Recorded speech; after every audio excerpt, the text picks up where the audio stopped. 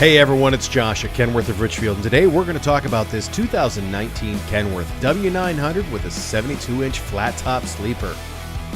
Sitting on a 272-inch wheelbase, this thing has everything that a W9 should.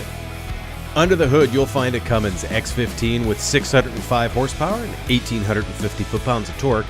Behind that is an 18-speed transmission, followed by 336 rear-end gears.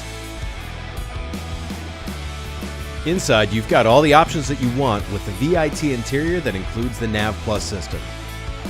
There's a tinted window in the back of the sleeper so that way you can see what 605 horsepower leaves in the dust.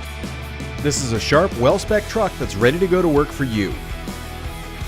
Call us today for more information about this great truck.